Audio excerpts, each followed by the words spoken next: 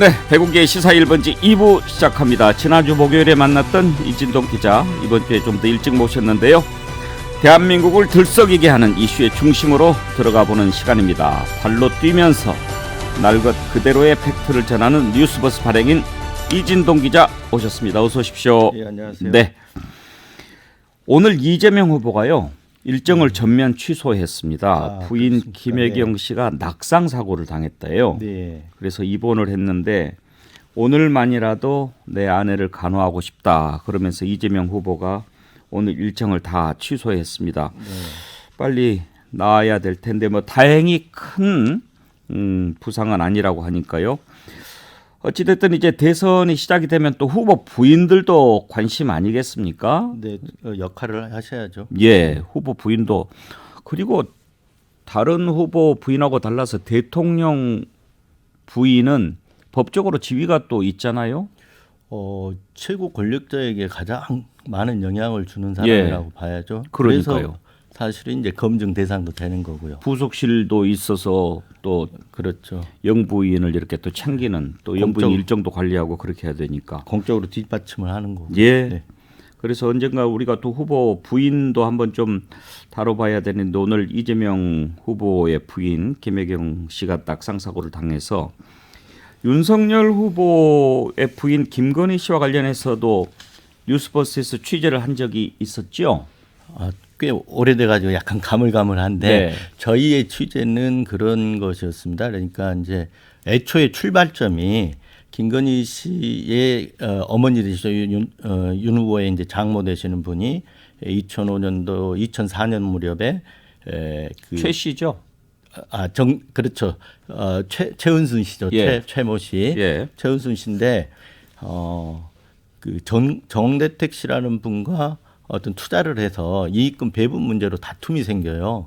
이 다툼 과정에서 이제 이게 법적 다툼으로 이렇게 법적 다툼으로 전개되는데 그 과정에서 입회했던 분이 계세요. 예. 한 법무사인데 그 법무사가 장모 최은순 씨 편을 들어줌으로써 이분이 옥살이도 하고 이렇게 이제 그 이익금 배분도 못 받고 예, 이렇게 되거든요.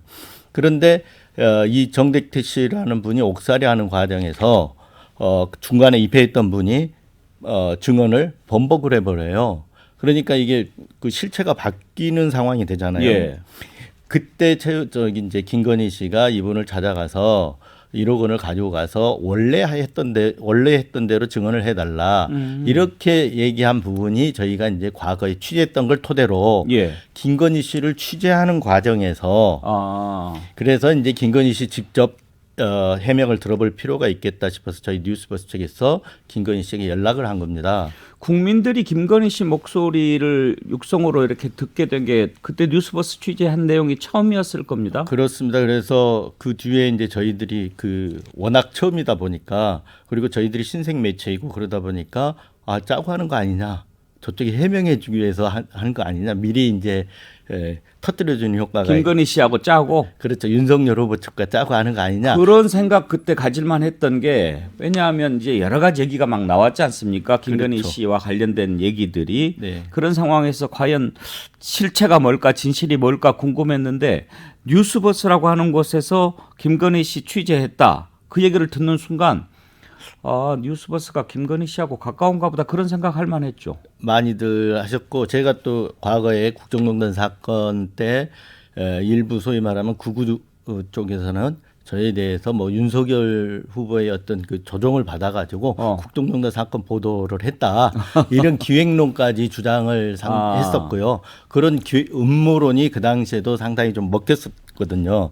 그래서 저희 뉴스버스가 등장을 하니까 윤석열 후보하고 뭔가 사전 협의하에 인터뷰가 진행된 거 아니냐 이런 어떤 음모론적 시각으로 바라본 들이 많았고 그랬어요. 많았죠.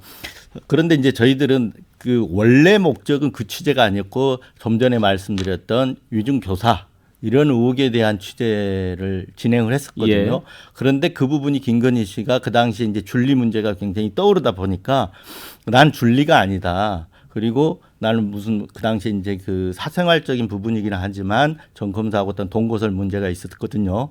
그래서 동거할 시간도 없다. 뭐 이런 발언을 해서 저희 뉴스버스를 통해서 그 인터뷰가 보도돼서 그게 그 당시 이슈가 됐단 말이죠. 아, 그러면 위증 교사와 관련해서 입장을 들어보기 위해 전화를 한 건데 그런 내용들이 나온 거군요. 그렇죠. 그날이 윤석열 후보가 그 대선 출마 기자회견을 하는 날로 기억을 합니다. 예. 그런데 그때 기자회견을 하면 모든 관심이 그 기자회견에 집중되지 않겠습니까? 예.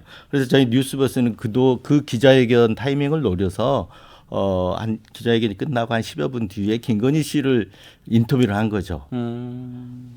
김건희 씨를 그러니까 그 당시 캠프에서 조금 관리하는데 소홀할 수도 있고 예. 약간 틈이 보이는 시간이기 때문에 그때 인터뷰를 했는데 마침 김건희 씨가 전화를 받아서 거기에 대해서 답변을 하면서 이제 그때 줄리 문제가 또 한 번 이렇게 이슈가 됐던 그랬군요. 걸로. 이진동 기자가 직접 통화하셨나요?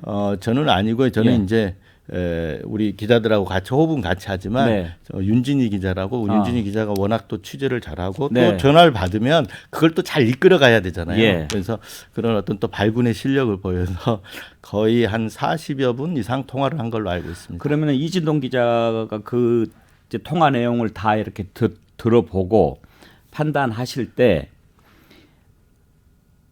이 줄리 부분에 관한 해명 또 전 뭐 양모 검사와의 동거설 이런 부분에 대한 해명이 준비된 발언이 아니라고 보십니까? 그 당시에는 준비된 게 아니었습니다. 왜 그러냐면 저희와 어떤 인터뷰를 사전 협의하에 뭐 인터뷰 시간을 잡았다거나 이런 게 아니었고 아니니까. 거의 기습적으로 진행된 인터뷰였고 전화를 받은 그 당시에 이제 김건희 씨가 전화를 받아서 저희가 궁금한 부분 위증 교사 의혹에 대해서 물어봤을 거 아닙니까? 그런데 이제 그 당시에 워낙 줄리 문제라든가 이런 게 유튜브라든가 여기서 계속 회자가 되니까 조금 억울한 느낌이 있었던가 봐요. 그래서 그 억울한 심정 얘기를 저희 기자한테 그냥 가감 없이 얘기를 이렇게 풀어놨던가 봐요. 그런데 그분이 했던 얘기들이 억울한 생각에서 했겠지만 그 부분에 대해서 그 얘기들에 대해서는 나중에 또 검증을 한 번은 해봐야 될 겁니다. 그렇게 된 상황이었다면 윤석열 후보 깜짝 놀랐겠는데요. 그 내용 나간 뒤로. 저희가 이제 그 다음 날 그 보도는 다음 날 6월 예. 30일에 보도를 했는데 윤 후보 측도 그 당시 그때 몰랐다고 했었어요. 아침에 보도가 이렇게 되니까 윤 후보 측 기자들이 질문을 했을 거 아닙니까? 예.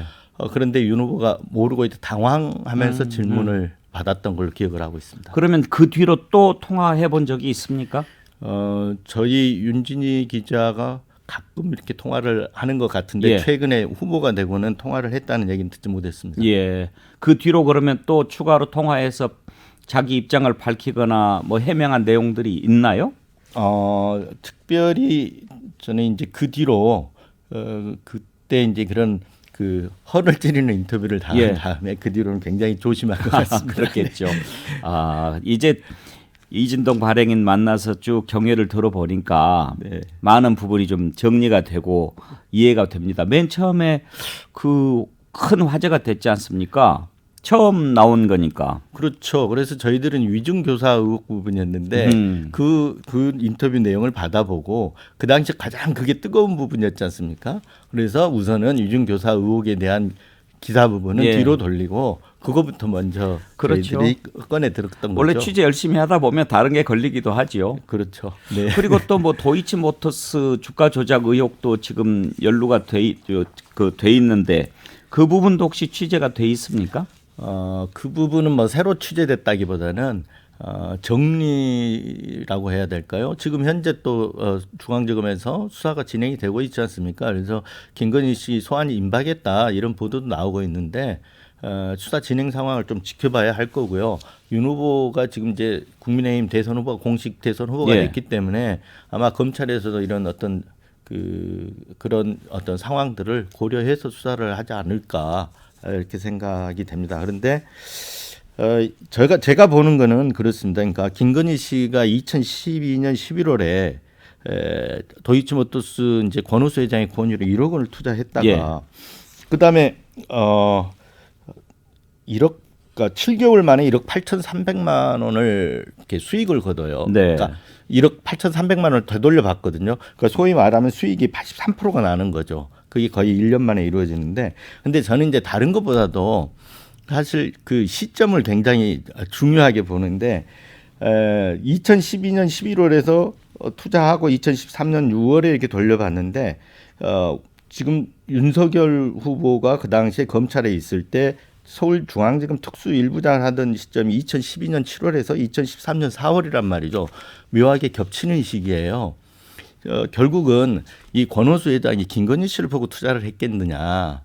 저는 그 뒤에 윤석열 특수부장을 보고 보험용으로 든 게 아닌가 이렇게 권유를 하고 해서 그 소위 말하면 그 사모펀드에 투자했다 이익금 형태로 김건희 씨에게 받도록 해준 게 아닌가 이런 의혹을 저는 이렇게 제기를 하고 싶습니다. 그러니까 말하자면 김건희 씨를 보고 투자한 게 아니라 윤석열 그 특수일부장을 보고 투자한 게 아니냐 이런 이런 의혹인 거죠. 그런데 지난번에 윤석열 후보 쪽에서 김건희 씨 통장 계좌 이런 거 다 공개하지 않았습니까?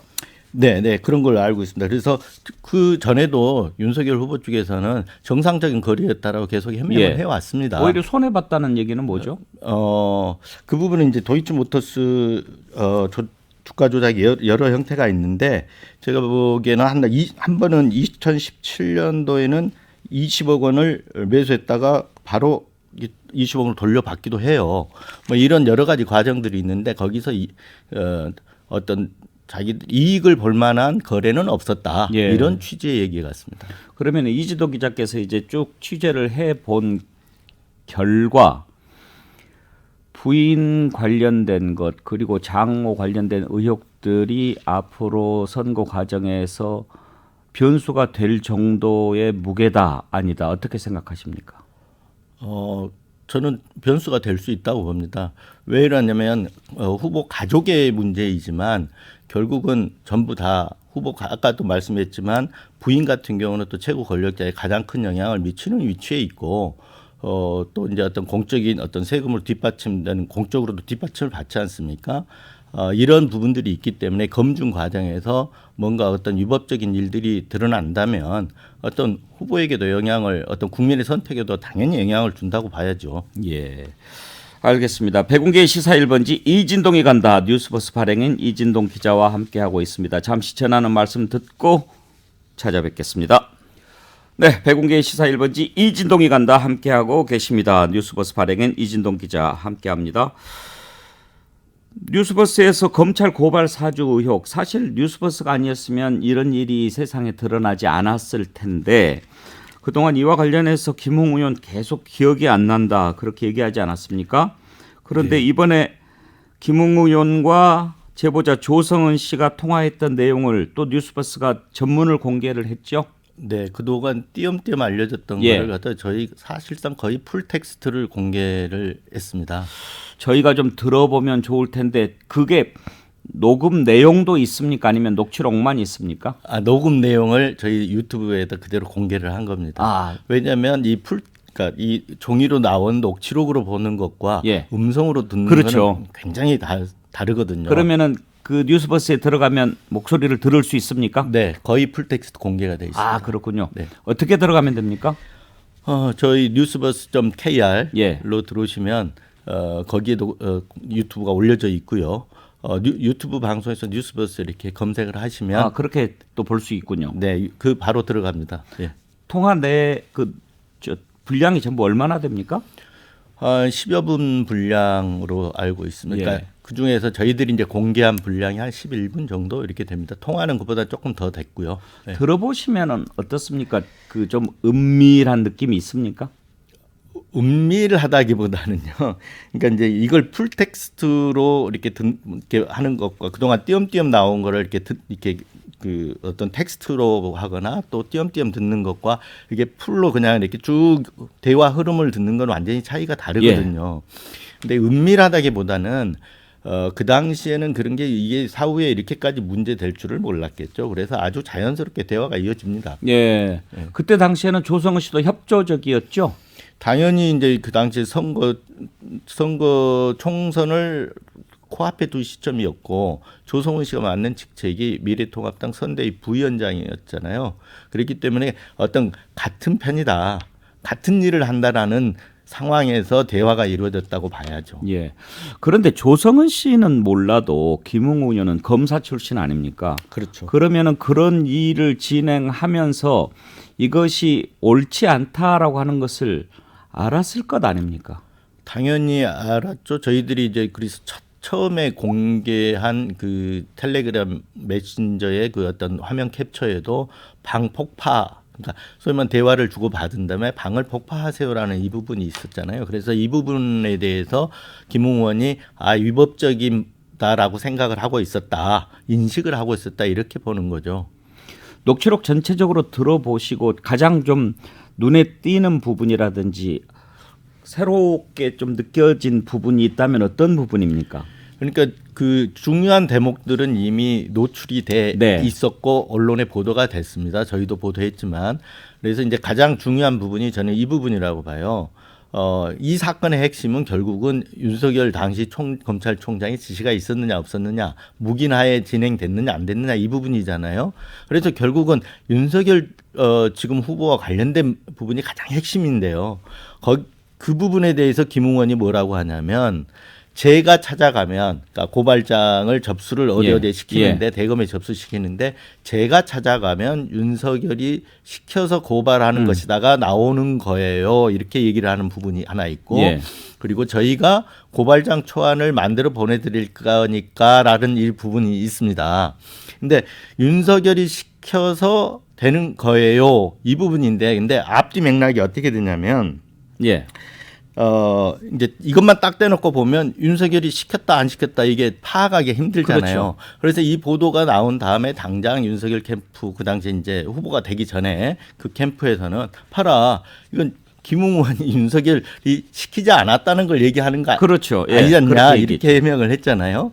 그래서 그런데 그 맥락을 들어보면 이게 윤석열 총장이 시킨 게 아닌데 내가 찾아가면 윤석열 총장이 시킨 것처럼 오해를 할 수 있다는 건지, 아니면 사실 윤석열이 시킨 건데 내가 찾아가면 그 사실이 드러날 수 있으니까 내가 가면 안 되고 빠져야 된다는 건지, 이 부분이 둘 중에 하나지 않겠습니까? 그렇죠. 그래서 그 부분을, 이게 이제 증거라든가 명확히 증거라든가 이걸 뒷받침되는 게 아니잖아요. 그래서 저희들은 국민들이 직접 들어보고 그 맥락을 판단해 봐라 라고 해서 그걸 풀 텍스트를 올려놓습니다. 그 취지가 바로 그런 거거든요. 들어보시니까 어떻습니까? 어느 쪽인 것 같습니까? 저는 이제 이것도 아직 명확한 증거라든가 어떤 지금 수사도 진행되고 있고, 그래서 수사적으로 이렇게 확인된 사실은 아니지만 제 느낌은, 제 개인적 판단으로는 윤석열이 시켜서 한 것이다, 이런 해석이 충분히 가능하지 않나 싶습니다.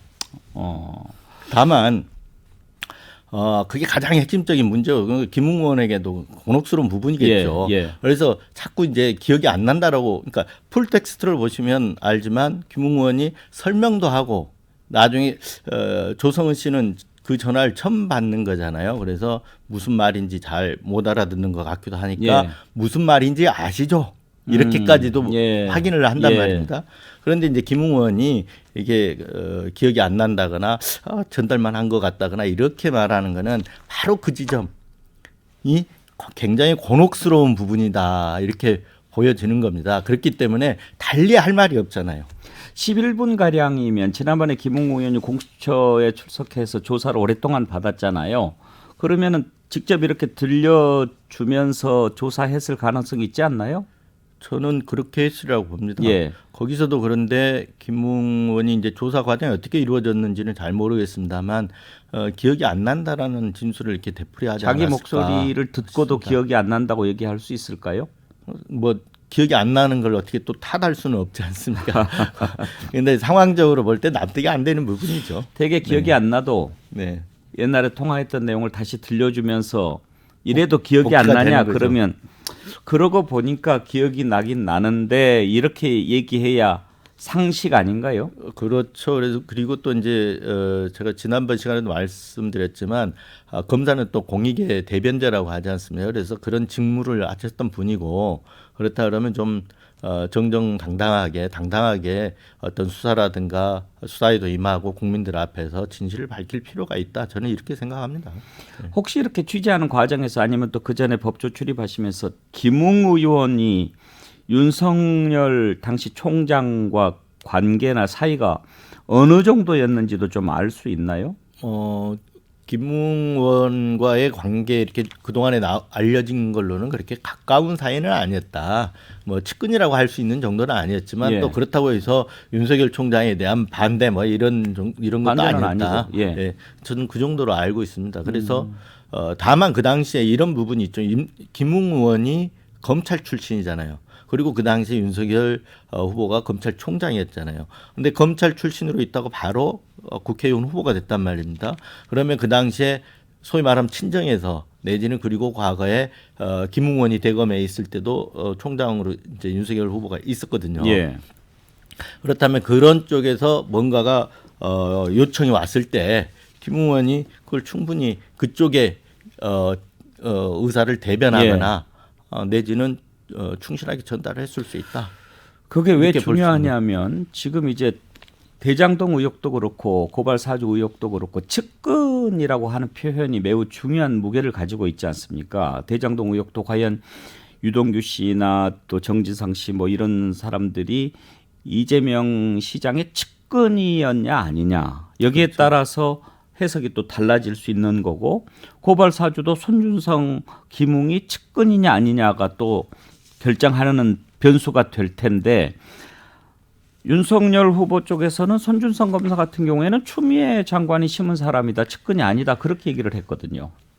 그거는 그 뒤에 사실관계가 밝혀졌는데 그 윤석열 후보가 한 얘기는 아닌 걸로 알고 있습니다. 윤석열 예. 캠프 쪽에서 이제 방어하는 차원에서 그런 얘기가 나온 건 있는데 객관적인 사실로 이미 손준성 검사가 윤석열 후보 측근이라는 거는 어느 정도 드러나 그렇습니까? 있다고 봐야죠. 왜냐하면 그 수사 정보정책관이라는 자리가 소위 말하면 국정원장 같은 자리거든 검찰 내. 예. 그런 자리에 측근이 아닌 사람 함부로 앉히지도 못하고 이미 그런 사람이 앉아 있다면 이미 저기 그 당시에 이렇게 그 뭐 소위 추윤 갈등이라고 할 때 그 과정에서 어느 정도 배제가 됐을 수 있죠. 그런데 이제 그 추윤 갈등이라고 추미애 장관과 윤석열 총장의 갈등이 있었지 않습니까? 근데 그 당시에서 이제 검찰 인사들도 거기에 따라서 막 좌우되기도 하고 그랬었는데 그런데 이제 형사부 검사들 같은 경우는 이게 사건 처리하는 형사부나 특수부는 사건 처리하는 과정에서 저기가 어느 쪽이다 이게 밖으로 노출이 되거든요. 예. 근데 기획검사 같은 건 잘 드러나지 않습니다. 그렇군요. 네. 시간 1분 남았는데 지금 동시에 특검을 하자. 대장동 의혹, 고발 사주 의혹 다 특검하자. 그런 얘기가 나오는데 특검하면 진실에 더 다가갈 수 있을까요? 저는 이제 그 지금 두 가지 양론이 있지 않습니까? 윤석열 후보 쪽에서는 특검 양쪽 다 둘 다 하자 이렇게 받겠다 먼저 선수를 치고 나온 측면이 있고 여기에 대해서 어젠가 이제 이재명 후보는 과거 얘기보다는 미래로 가자 1대1 대화를 하자 이렇게 해서 여당 쪽에서는 지금 조금 특검에 대해서 조금 아직은 특검에 대해 응하지 않고 좀 반대하는 분위기입니다. 그런데 이 대선을 코앞에 두고 이렇게 특검 전국을 만들어 하느냐 이런 비판도 있을 수 있고 결국 국민이 아니라 그럼 특검이 선거를 치르는 거냐 그렇죠. 이런 얘기가 나올 수 있지만 근데 지금 선거 국면에서 이런 얘기가 나오잖아요. 역대급 비호감 후보들이 등장을 해서 비호감 후보를 고르는 선거다. 차악을 고르는 선거다. 뭐 이런 얘기도 나오고 그러는데 예. 굉장히 이건 후보들한테 큰 알겠습니다. 리스크입니다. 이걸 정리하지 않고는 네. 어렵지 않겠냐. 그리고 특검은 결단의 문제라고 봅니다. 예, 이진동이 간다였습니다. 다음 주에 또 뵙죠. 고맙습니다. 뉴스버스 발행인 이진동 기자였습니다. 시사 1번지 오늘은 여기서 문을 닫겠습니다. 내일 오전 11시에 뵙겠습니다.